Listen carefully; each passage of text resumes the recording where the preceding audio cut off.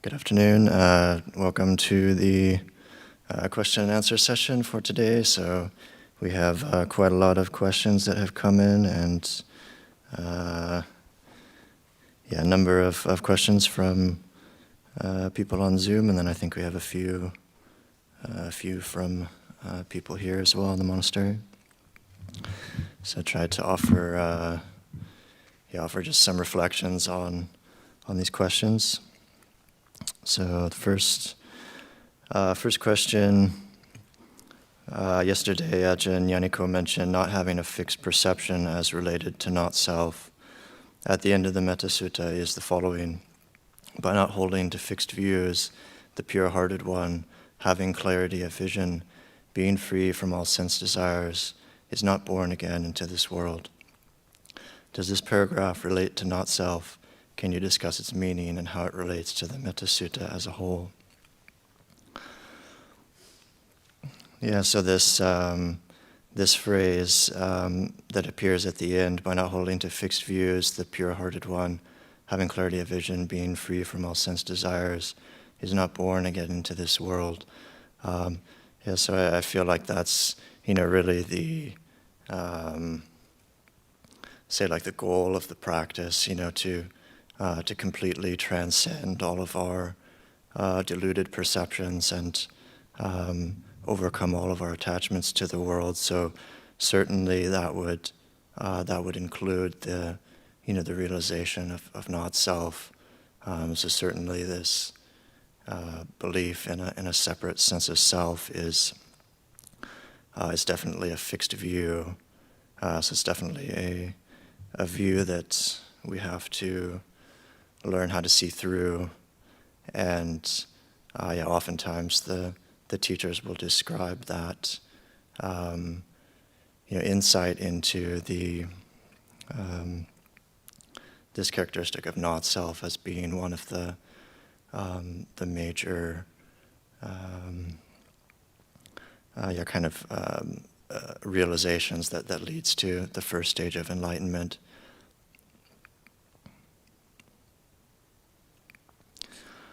Okay, so the next question: how does one see or identify his or her own kilesa? So I think it's very much like kilesa, defilement, always is going to cause us suffering, basically. So wherever we're experiencing suffering, then it's definitely the case that we have defilement. It's very much like a fire that produces smoke. If you see smoke somewhere, then there must be a fire. The fire must be there producing that smoke. So it's like if we see suffering, if we see dis-ease in ourself, then there must be kilesa there. There must be defilement there.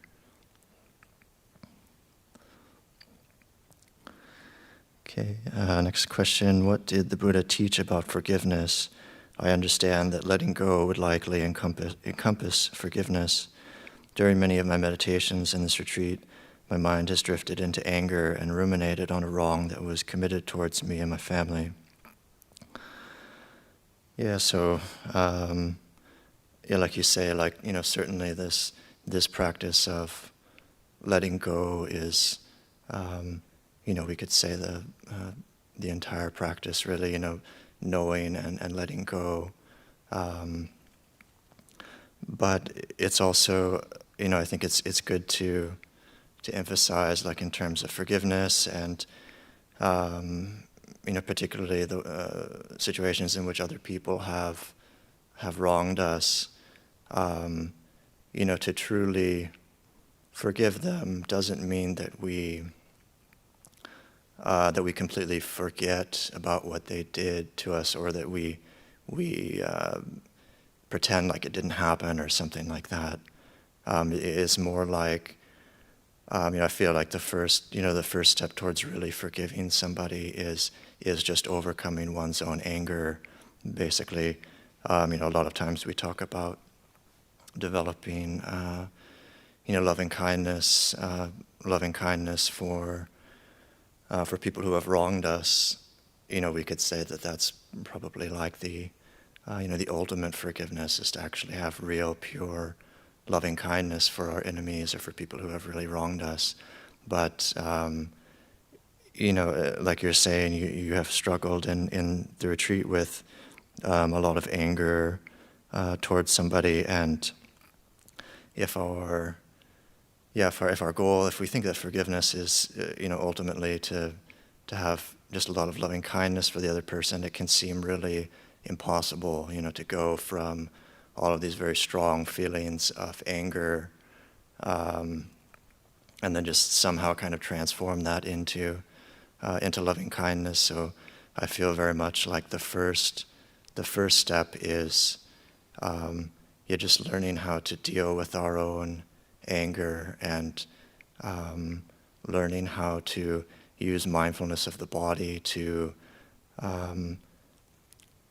not be moved, or to not be moved so much by our feelings of anger. Learning how to use the breath and other sensations in the body, like we've been talking about, to learn how to soothe that anger. In the beginning, it can feel like it's impossible to forgive somebody, or we can also feel like we shouldn't forgive somebody, because if they've really done something very really bad towards us, then we can feel like they don't deserve our forgiveness. But regardless of what they've done, if we continue to hold on to anger, that's just causing incredible suffering for us, and that doesn't really, it's not really causing any suffering for them. So just in terms of our own practice and wanting to be happy, learn how to overcome our suffering, then it's definitely in our interest to learn how to overcome our anger.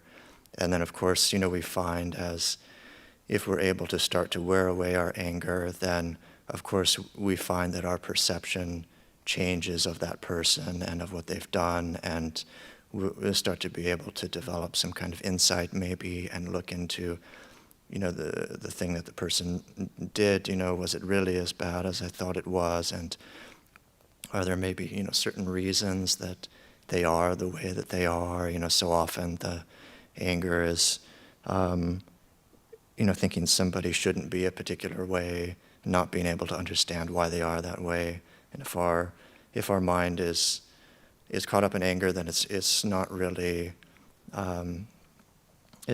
possible to see clearly. So the more we're able to wear that anger away, then we can start to reflect on that person and what they've done. But even if our mind becomes peaceful, we learn how to overcome the anger, then it's possible that the other person may have done something really, truly evil to us. But we can completely let go of that anger, and if we were really advanced, then we could really have quite a lot of loving kindness for them, particularly bringing up the kind of the recollection of where what kind of factors went into that person doing that thing.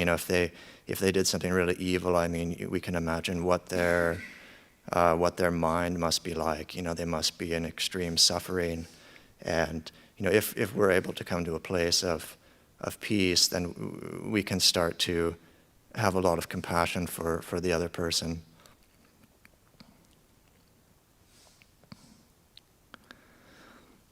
Okay, so next question. I'm curious about ways to go into concentration in a single meditation sitting.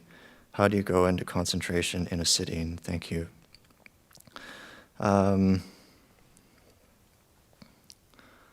Yes, I think it's very much like when I was talking a few days ago just about this simile of like a tightrope walker. Then if we're expecting to be able to become very concentrated in a particular sitting, then unless we've really done a lot of meditation in the past, then it's probably quite unlikely that that's really going to happen in any one sitting. Certainly we can become very peaceful, in any given time, but for the most part, what we'll experience in our meditation is just what we're normally experiencing, outside of meditation. So, say there's not really, any kind of technique or kind of trick that you can just do, and it will guarantee that you'll go into samadhi in that meditation. If there was something like that, then I think we probably would all be enlightened by now. And meditation would be something that's very easy to do, but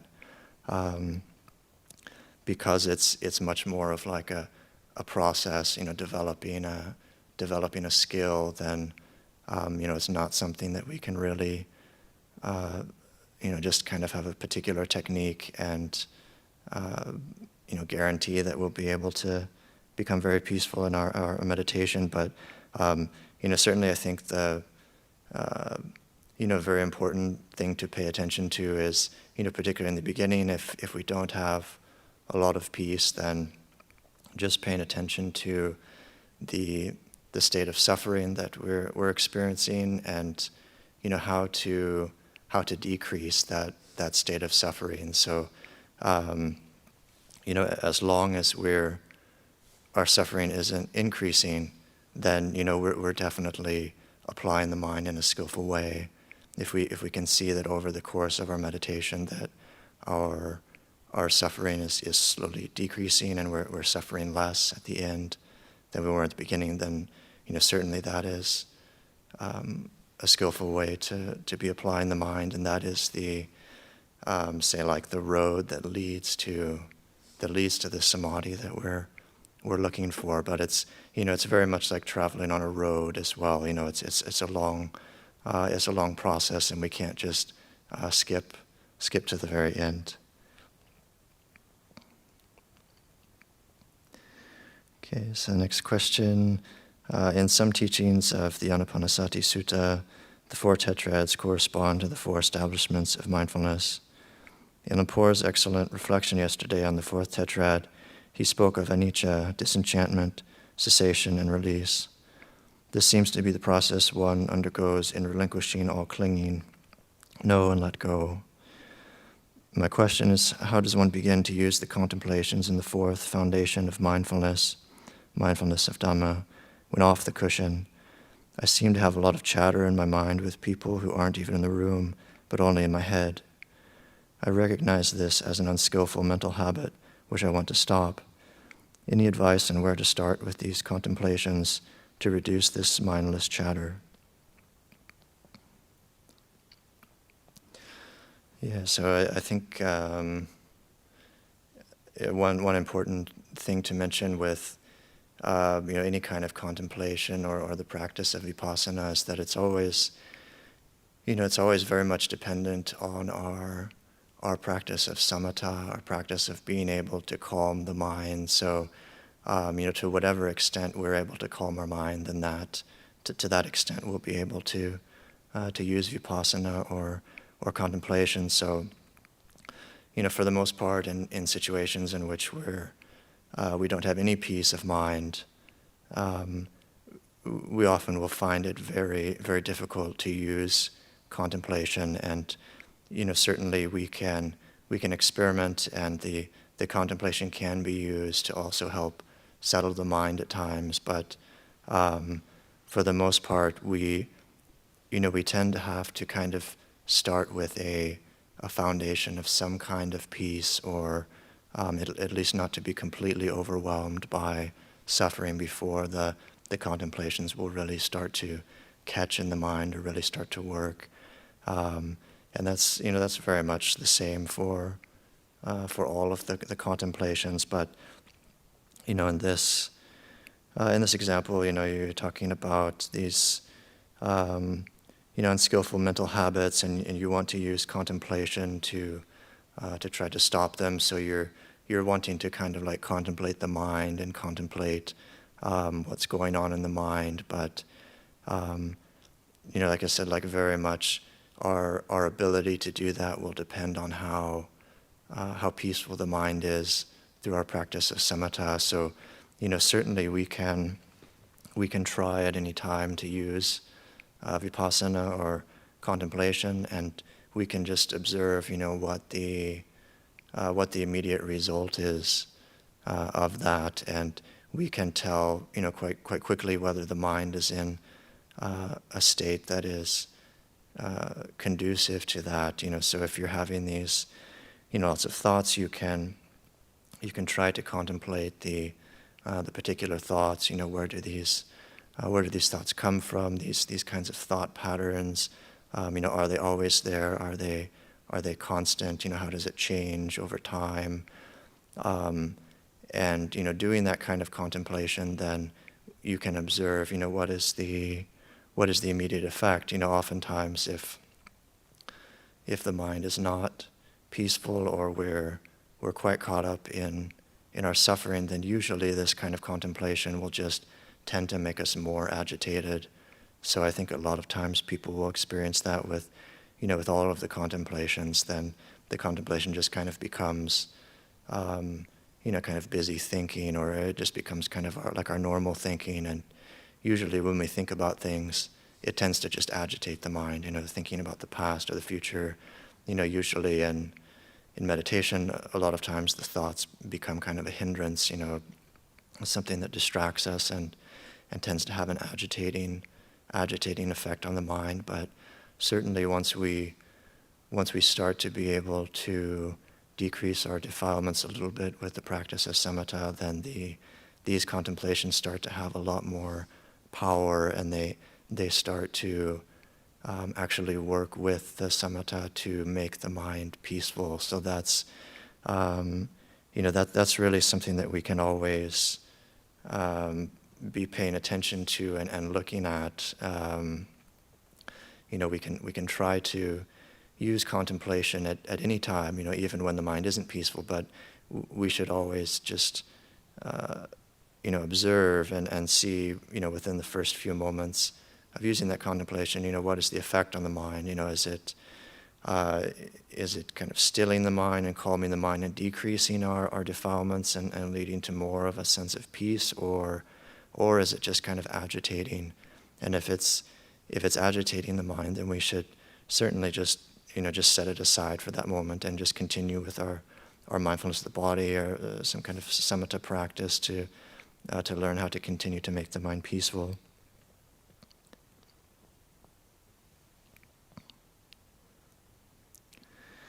Okay, so the next question.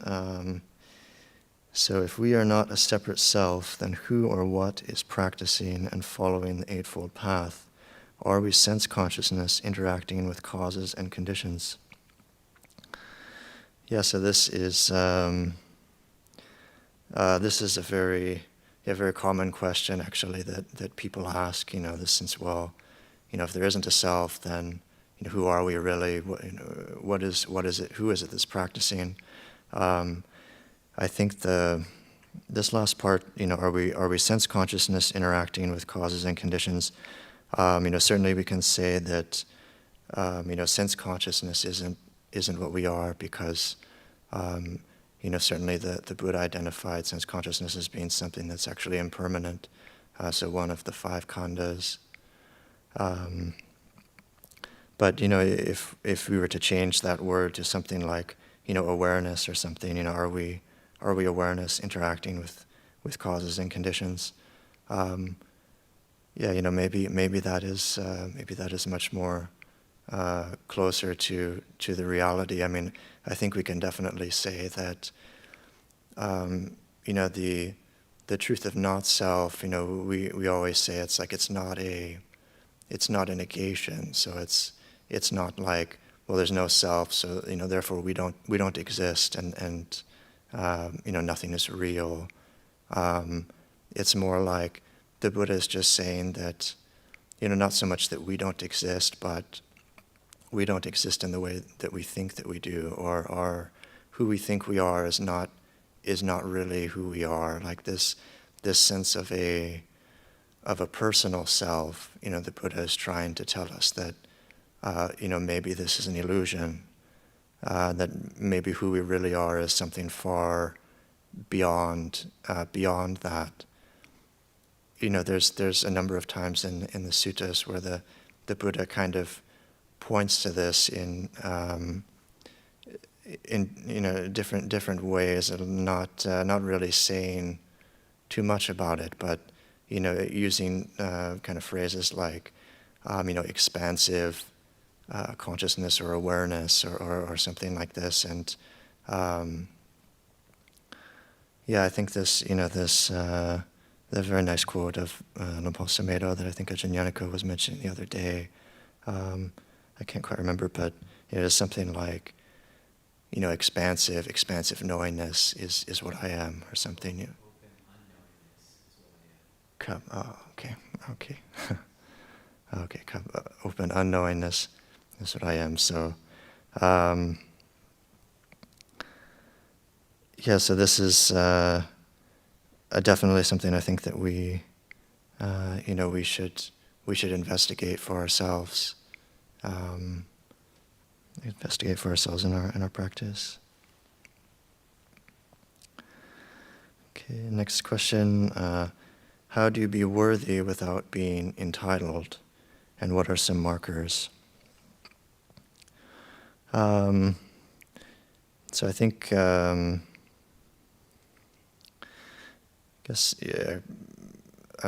thinking it's kind of like, how to not be kind of puffed up or say kind of a bit arrogant, and still be worthy, still be kind of a noble person. I think if we do have mindfulness and is something that we're cultivating all the time, then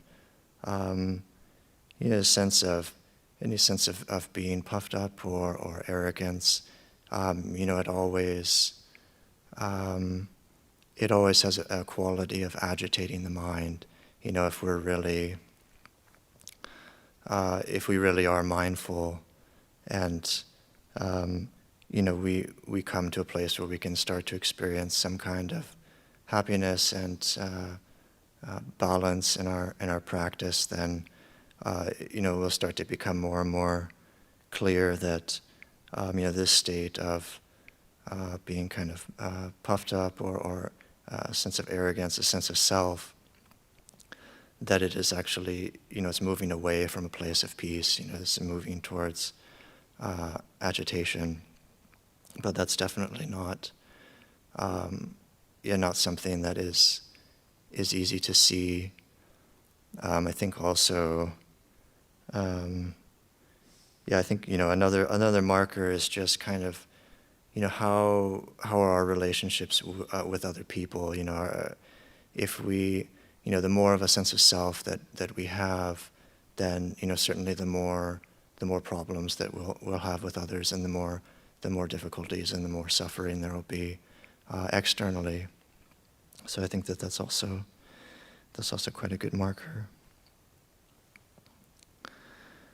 And next question. Last night we chanted the Noble Eightfold Path, and the Buddha instructs us to put away covetousness and grief for the world when practicing right mindfulness. In your practice, how have you worked with grief for the world? So this, this phrase, like putting away covetousness and grief for the world, is it's kind of a maybe kind of like an awkward translation. I think much more like, having put away desire and aversion for the world. So it's this sense of overcoming one's moving towards the world and moving away from the world, and coming to a place of balance. So working with this, grief for the world, then I would interpret as like just aversion for the world. So very much for myself, then I have found, working with the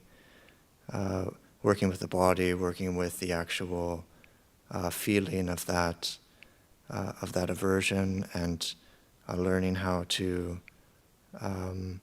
learning how to prevent the mind from being overwhelmed by it in the beginning, learning how to be less and less moved by it. In the beginning, we're still, we're still very much shaken by our emotions. In the beginning, it's not possible to be completely unmoved by our emotions, but the practice is like learning how can I be less and less moved by them. So working with aversion, how can I just have a little bit less aversion? How can I just not react as much to the world? How can I at least just kind of keep it within myself? And then, over time, how can I just learn to let it go a little bit at a time, so that over a long period of time, then we're able to gradually wear this aversion away.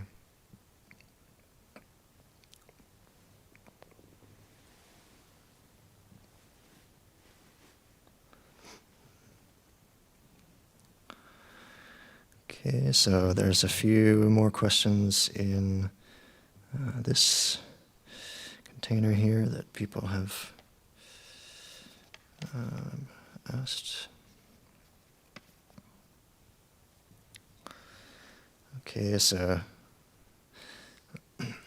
after more than 10 years being a monk, what are the changes that you have seen in yourself? Has your idea about the path changed over the years? Yeah, very much. My ideas about practice have changed. I would say quite drastically. I think there's quite a lot that I could say about that, but one thing is, like, I think myself and probably everyone who comes to this practice, in the beginning we really have no idea just how difficult this practice is, and certainly for myself, I think I expected that it would be a lot easier than it has been, and a lot faster. And certainly in the beginning also, I had this thought that I think probably everyone has, that by just putting forth really extreme effort, then we're going to be able to quickly overcome our defilements. And we're really inspired by the stories that we read of the great meditation masters. And certainly when I first came here, I read almost every spiritual biography I could really find about the great meditation masters, and was really incredibly inspired by their incredible heroic effort and the stories of the just quite heroic things that they did, and being able to overcome fear and anger and desire in quite extreme situations, and kind of facing tigers, and putting up with all kinds of incredible austerities and being completely unshaken by them. And for myself, I found that extremely inspiring, and I very much wanted to try to emulate them, and I felt like it'd be something that if I really threw myself into it, that I could get the same results. But looking back now, I it's very clear that I didn't really understand what it's all about. And many of these stories, we don't really take into account all of the practice that those great masters have done before that. So often, before they put forth heroic effort, they've spent many years of many lifetimes of battling their defilements. So certainly for myself, I did have this feeling that it would be not that difficult, and that I can just really throw myself into it. And I really had the experience in the first year or two of just really kind of falling on one's face, basically, and really kind of almost burning oneself out, and doing a lot of formal meditation and really getting nowhere. And after a couple of years, just the mind still very very dark and very unhappy, and feeling like feeling like it was basically hopeless, like I really cannot get anywhere in practice. And, I'm very happy that I haven't given up on the practice, because so many people, when they reach that kind of point, then they tend to just give up, because it seems like, they've put forth maybe a couple of years of effort, and, they think like, I can't try any harder, and so obviously it's not for me. I'm kind of hopeless, and so they just completely give up. But yeah, I'm very happy that I've continued to work with it, and over the years, then through a lot of time and a lot of, say, incredible suffering, incredible pain, starting to realize the mistakes that I'm making, starting to realize these things that practice is, for almost all of us, is not something that is easy, and it's not something that is fast. To change ourselves, to overcome our weaknesses and our problems, is something which is extremely, extremely difficult, because we have, for so many years, just completely fed these habits, greed, hatred, and delusion. For myself, I didn't really know anything about Buddhism until I was, 20 years old. So that's like, 20 years is a very long time to just allow the mind to follow its habits. And coming to the practice, then we really run right into that truth. It's quite difficult to accept for a lot of us, but it's definitely the truth. The other part of the question, what are the changes that I've seen in myself? I very much have seen just the amount of suffering that I have has greatly decreased, and certainly when I reflect on that, then it really brings me a lot of happiness, a lot of joy. I still have quite a lot of suffering and still defilements and weaknesses that are oftentimes very strong, and still quite involved with battling them and learning how to work with them. But in the beginning, I was definitely in a situation in which I felt very overwhelmed by my defilements, overwhelmed by suffering. And for the first number of years, I feel like my experience was, kind of being almost powerless, being kind of overwhelmed and not knowing how to work with the things that were arising, and trying things and having them just completely fail.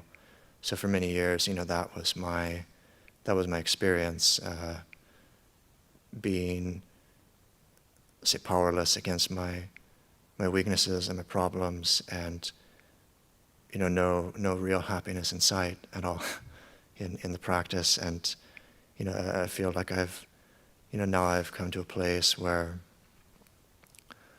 although I still have quite a lot of suffering, then I'm much happier than I was before, and I feel like I'm much happier than I ever was as a lay person.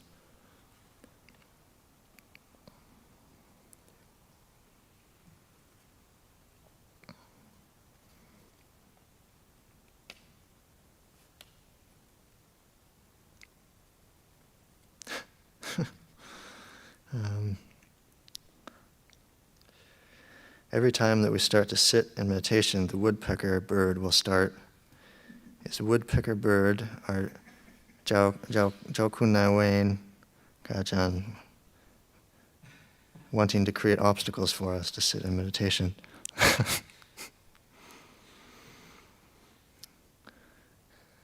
Yeah, possibly. I mean, it's hard to know these particular birds.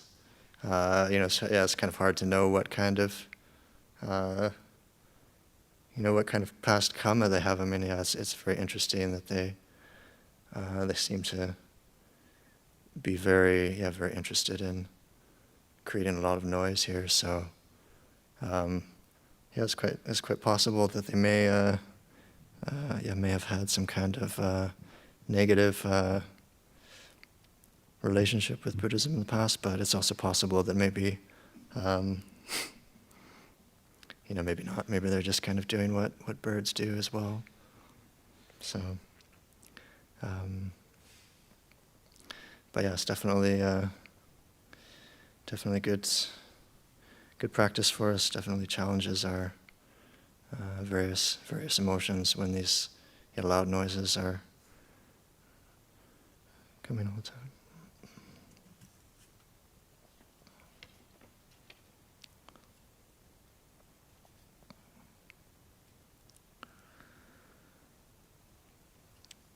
Okay, so I learned that you have stayed in Thailand for a while with Ajahn Chah. May you please share the most impression that you learned from him.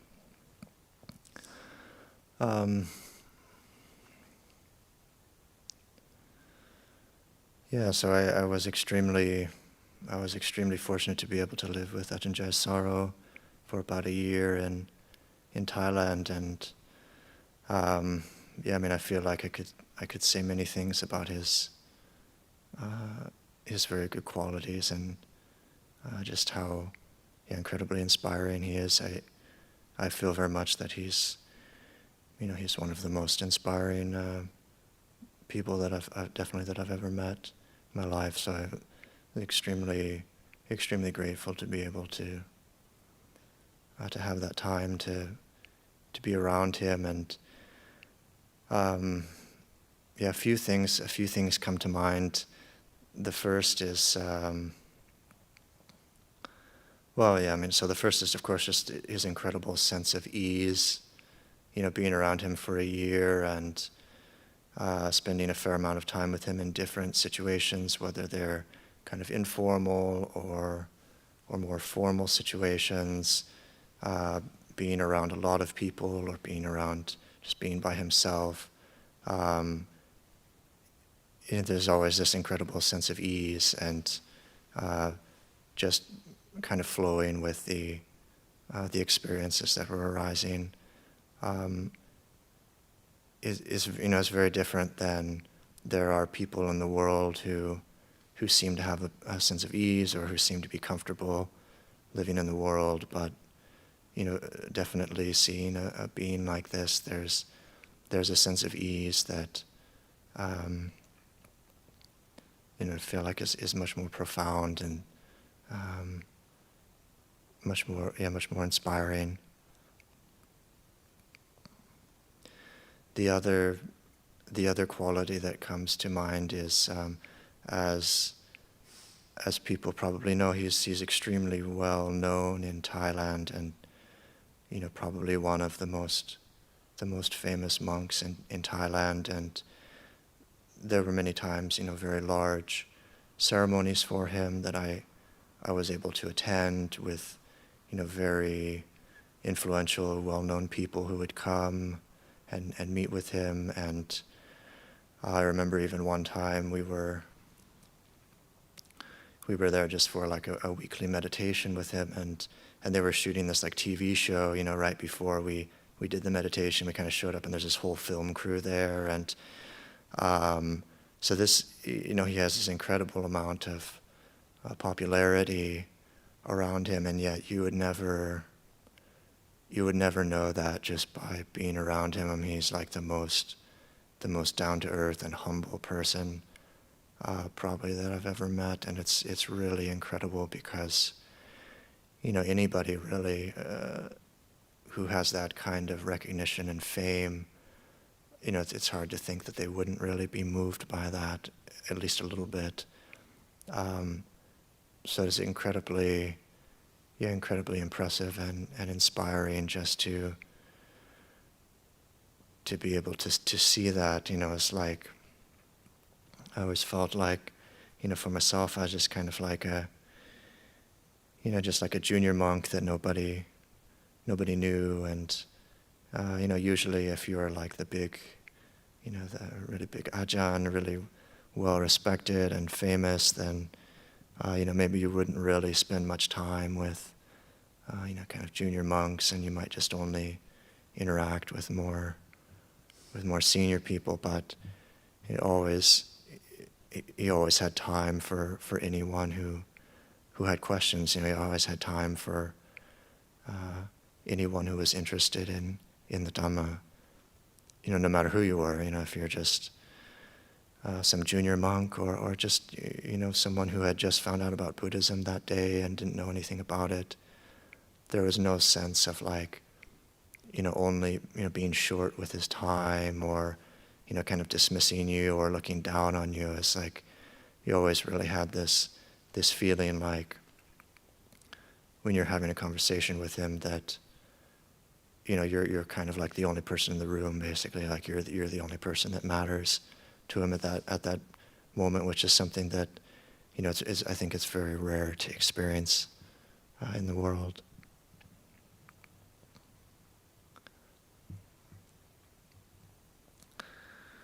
Okay, so thank you.